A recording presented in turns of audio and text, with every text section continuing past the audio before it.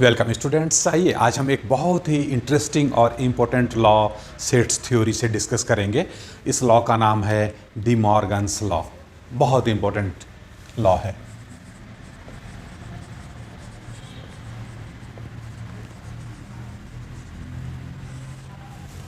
D Morgan's laws, two laws हैं इसके।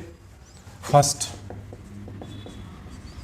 ए union B whole complement is equal to A complement intersection B complement.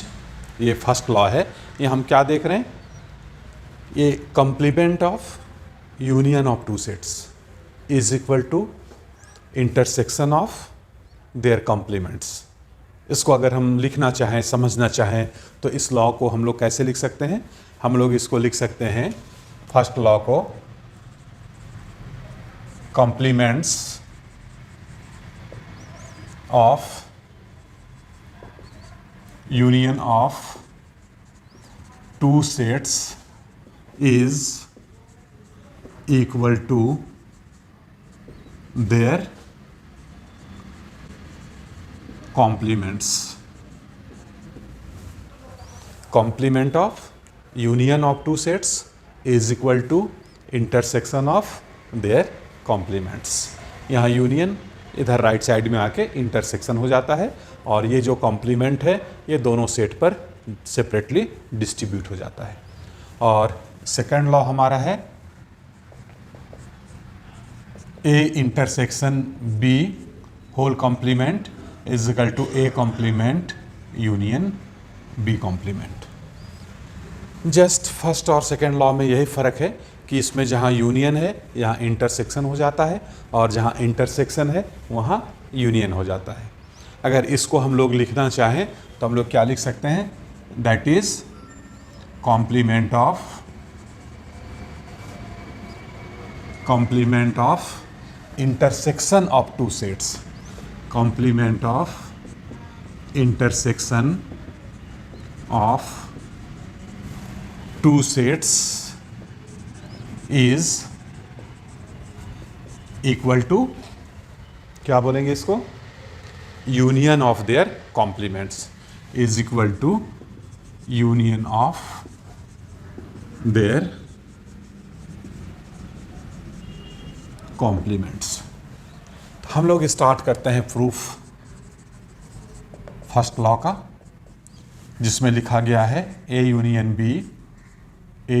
B whole complement is equal to A complement intersection B complement. यहाँ जो concept हम लोग use करेंगे LHS is equal to RHS का, जो हमने पिछले वीडियो में भी देखा था कि अगर हम दो set A is equal to B कहते हैं तो इसका मतलब ये होता है कि A अगर सबसेट है B का एंड B अगर सबसेट है A का, तो हम कह सकते हैं A is equal to B। क्यों? क्योंकि A सबसेट है B का, कहने का मतलब A के सारे एलिमेंट्स B में हैं, और B सबसेट है A का, कहने का मतलब B के सारे एलिमेंट्स A में हैं। तो अगर A के सारे एलिमेंट्स B में और B के सारे एलिमेंट्स A में, तो डेफिनेटली ये तभी पॉसिबल है जब दोनों सेट्स A और B इक्वल होंगे। एक ये कंसेप्ट हम लोग यूज करेंगे। और दूसरा कंसेप्ट हम लोग यहाँ ये यूज करेंगे कि हम ये कैसे कहें कि A is subset of B। तो हम ये कहते हैं कि A is a subset of B if any element, कोई भी मेंबर जो A में है, वो ये कहता है, इंडिकेट करता है, इम्प्लाई करता है कि वो B में भी है, तो हम कह सकेंगे कि A सबसेट है B का। अगर कोई भी एलिमेंट मतलब एनी एलिमेंट, ऑल एलिमेंट्स आप समझ लें, A में है वो B में भी है, तो सबसेट हो जाएगा। तो ये दो कंसेप्ट के हेल्प से हम लोग इसको प्रूफ करेंगे। करेक्ट? तो हम लोग पहले क्या स्टार्ट करेंगे? हम लोग स्टार्ट करेंगे कि X कोई भी एलिमेंट है LHS का, और शो कर देंगे कि वही X RHS का भी एलिमेंट है। तो उससे क्या हम लिख पाएंगे? हम लिख पाएंगे LHS is a subset of RHS। फिर हम लिखेंगे RHS is a subset of LHS। तो इसके बाद हम कह पाएंगे A is equal to B या LHS is equal to RHS। Correct? तो हम लिखते हैं let X is an arbitrary, मतलब any element, arbitrary element of A union B whole complement. कहने का मतलब सिंबॉलिकली हम कहते हैं x एलिमेंट है A union B whole complement का। और कॉम्प्लीमेंट के डेफिनेशन की अगर हम बात करें तो हम ये समझते हैं कि अगर x ए कॉम्प्लीमेंट में है तो इसका मतलब x ए में नहीं है, और अगर x ए कॉम्प्लीमेंट में अगर नहीं है इसका मतलब x ए में है। कॉम्प्लीमेंट हम लोग कैसे निकालते हैं? ए कॉम्प्लीमेंट कैसे निकालते हैं? यूनिवर्सल सेट से सेट ए माइनस करने से हमें ए का कॉम्प्लीमेंट मिल जाता है, करेक्ट। तो इस बेसिस पर हम समझ रहे हैं कि अगर x एलिमेंट है, मेंबर है ए यूनियन बी के कॉम्प्लीमेंट का, इसका मतलब क्या हुआ? इसका मतलब ये हुआ कि फिर x एलिमेंट नहीं होगा ए यूनियन बी का, इसीलिए कॉम्प्लीमेंट में है, करेक्ट। अगर ए यूनियन बी का होता तब तो फिर यूनिवर्सल सेट से हम माइनस करते तो एलिमेंट रिमूव हो जाता। इसलिए ये सिंपल सा कंसेप्ट है कि अगर x किसी भी सेट के कॉम्प्लीमेंट में होता है तो वो उस सेट में नहीं होगा, करेक्ट। और ज़रा यूनियन का जो ऑपरेशन है, जो कंसेप्ट है, अगर उसको हम देखें तो हम क्या कह सकते हैं? हम ये कह सकते हैं कि अगर x ए यूनियन बी में नहीं है, इसका मतलब x ए में भी नहीं है और b में भी नहीं है, क्योंकि अगर दोनों में से किसी एक में भी x होता तो यूनियन में ये आ ही जाता, किसी एक में होने से यूनियन में आ जाएगा। तो अगर यूनियन में नहीं है, ए यूनियन बी में x नहीं है, इसका मतलब क्या हुआ? x ए में भी नहीं है और b में भी नहीं है। तो हम ये लिखते हैं x ए में नहीं है और x b में भी नहीं है। इसके बाद क्या कह सकते हैं? अगर x ए में नहीं है तो उसके कॉम्प्लीमेंट में होगा, x अगर ए में नहीं है तो उसके कॉम्प्लीमेंट में होगा, करेक्ट।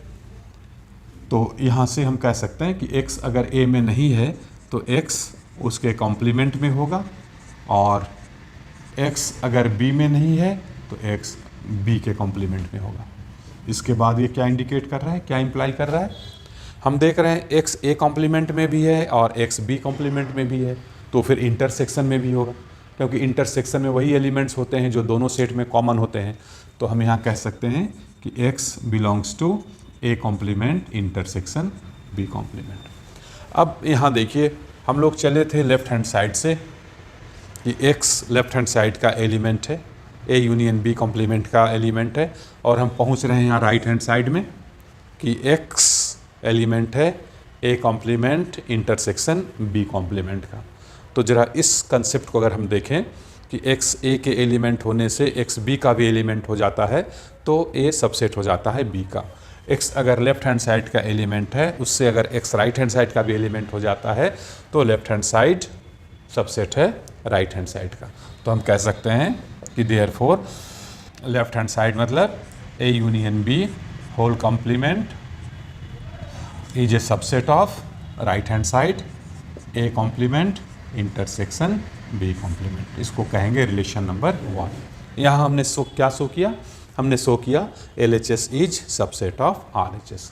अब हम क्या शो करेंगे? RHS is subset of LHS। तो अगर LHS सबसेट है RHS का और RHS सबसेट है LHS का, तो LHS और RHS दोनों इक्वल हो जाएंगे। इसी कंसेप्ट पर हम लोग ये काम कर रहे हैं। अगेन लेट x कोई एलिमेंट हम ले लेते हैं राइट हैंड साइड का, A complement intersection B complement का। ये क्या इंडिकेट करेगा, क्या इंप्लाई करेगा? x अगर दोनों के इंटरसेक्शन में है तो x दोनों में है, तभी इंटरसेक्शन में आया। तो ये कह रहा है कि x belongs to A complement and x belongs to B complement. x A complement में भी है और b कॉम्प्लीमेंट में भी है। फिर ये इंडिकेट ये कर रहा है, इंप्लाई ये कर रहा है, अगर x ए के कॉम्प्लीमेंट में है तो वो ए में नहीं होगा, x नहीं होगा ए में। उसी तरह से अगर x b के कॉम्प्लीमेंट में है तो b में नहीं होगा, x b में नहीं होगा। और अगर x a में भी नहीं है और b में भी नहीं है तो दोनों के यूनियन में भी नहीं होगा, क्योंकि यूनियन में आने के लिए किसी एक में होना ज़रूरी है। बट ये दोनों में से ए और बी दोनों में से किसी में एक्स नहीं है, तो ये इंडिकेट कर रहा है, इम्प्लाई कर रहा है कि एक्स ए यूनियन बी में भी नहीं होगा। और अगर एक्स ए यूनियन बी में नहीं है, सॉरी नहीं है, एक्स ए यूनियन अगर बी में नहीं है तो उसके कॉम्प्लीमेंट में होता है। अगर किसी सेट में एक्स नहीं होता है तो उसके कॉम्प्लीमेंट में होता है। तो ये क्या इम्प्लाई करेगा? ये इम्प्लाई करेगा कि एक्स ए यूनियन बी के कॉम्प्लीमेंट में है। इस केस में हमने एक्स लिया था राइट हैंड साइड का इसका, और हम क्या पहुंच गए, कहाँ पहुंच गए? एक्स लेफ्ट हैंड साइड का इसका एलिमेंट है। तो इस कंसेप्ट के बेसिस पर अगर एक्स ए का एलिमेंट है और वो इंडिकेट कर रहा है कि एक्स बी का एलिमेंट है तो ए सबसेट ऑफ बी। यहाँ राइट हैंड साइड से हम चले थे, एक्स है और हम कह रहे हैं कि एक्स लेफ्ट हैंड साइड में भी है, तो राइट हैंड साइड सबसेट हो जाएगा लेफ्ट हैंड साइड का। सो देयरफॉर हम लोग कह सकते हैं A complement intersection B complement subset हो जाएगा किसका? राइट हैंड साइड का, A union B whole complement का। ये हो गया रिलेशन नंबर 2। अब यहाँ हम देख रहे हैं कि LHS सबसेट है RHS का और RHS सबसेट है LHS का। इस प्रॉपर्टी पर, इस कंसेप्ट पर ये दोनों इक्वल हो जाते हैं। तो हम यहाँ कह सकते हैं कि बाई 1 and 2, 1 और 2 से दोनों इक्वल हो जाएंगे, यानी A union B whole complement is equal to A complement intersection B complement. तो ये फर्स्ट लॉ डी मॉर्गन्स का हमारा यहाँ पर प्रूव हो जाता है, प्रूव्ड। बहुत इंटरेस्टिंग है, बहुत सिंपल है, थोड़ा सा लॉजिकल है। और लॉजिक किसी और चीज़ का नहीं, बस इसी चीज़ का कि अगर कोई एलिमेंट इंटरसेक्शन में है सेट का तो उस सेट में नहीं होगा, और अगर एक्स या एलिमेंट किसी सेट में है तो उसके कॉम्प्लीमेंट में नहीं होगा। करेक्ट। अब हम लोग सेकेंड लॉ की बात करते हैं। सेकेंड लॉ हम लोग प्रूफ करेंगे। सेकेंड लॉ हमारा क्या है? A intersection B complement is A complement union B complement. Concept बिल्कुल सेम होगा, प्रोसेस बिल्कुल सेम होगा। हम क्या करेंगे? हम LHS का कोई एलिमेंट लेंगे x और शो कर देंगे कि वो RHS में भी है, तो LHS सबसेट हो गया RHS का। फिर हम वही एलिमेंट x लेंगे RHS का और शो कर देंगे वह एलिमेंट LHS में भी है, तो RHS सबसेट हो जाएगा LHS का। और अगर LHS सबसेट हो जाए RHS का, RHS सबसेट हो जाए LHS का, तो LHS RHS दोनों इक्वल हो जाते हैं। करेक्ट। तो हम कोई भी एक आर्बिट्रेरी एलिमेंट लेते हैं x जो लेफ्ट हैंड साइड में है, ए इंटरसेक्शन बी कॉम्प्लीमेंट में है। करेक्ट। तो अभी हम लोगों ने देखा कि अगर कॉम्प्लीमेंट में होता है कोई एलिमेंट तो उस सेट में नहीं होता, तो हम कह सकते हैं x ए इंटरसेक्शन बी में नहीं है, कॉम्प्लीमेंट में है इसलिए सेट में नहीं है। और अगर ए इंटरसेक्शन बी में x नहीं है, इसका मतलब क्या है? x या तो a में नहीं है या b में नहीं है, दोनों में भी नहीं हो सकता है, लेकिन कम से कम एक में तो नहीं है, तभी इंटरसेक्शन में नहीं आया। क्योंकि इंटरसेक्शन में आने के लिए उसको कॉमन होना चाहिए, दोनों में होना चाहिए, और वो इंटरसेक्शन में नहीं है इसलिए वो दोनों में नहीं है, मतलब कम से कम किसी एक में तो नहीं ही है। तो ये इंडिकेट करता है, ये इम्प्लाई करता है x a में नहीं है या x b में नहीं है। करेक्ट। अब देखते क्या है हम लोग। अगर x a में नहीं है तो उसके कॉम्प्लीमेंट में होगा, x मेंबर है a के कॉम्प्लीमेंट का, और x अगर b में नहीं है तो b के कॉम्प्लीमेंट में होगा, b के कॉम्प्लीमेंट में होगा। और x अगर a के कॉम्प्लीमेंट में है या x b के कॉम्प्लीमेंट में है तो कम से कम यूनियन में तो ज़रूर ही आ जाएगा। तो ये इम्प्लाई करता है कि x बिलोंग करता है a complement union b complement में। यहाँ हम चले थे लेफ्ट हैंड साइड से, x एलिमेंट है लेफ्ट हैंड साइड का यहाँ, और हम पहुँच गए x एलिमेंट है राइट हैंड साइड का। x सिर्फ एक आर्बिट्रेरी है, इसका मतलब कोई भी एलिमेंट हो सकता है x की जगह पर, मतलब सारे एलिमेंट्स हो सकते हैं, इसलिए लेफ्ट हैंड साइड के सारे एलिमेंट्स राइट हैंड साइड में हैं। तो हम क्या समझ सकते हैं? लेफ्ट हैंड साइड सबसेट है राइट हैंड साइड का।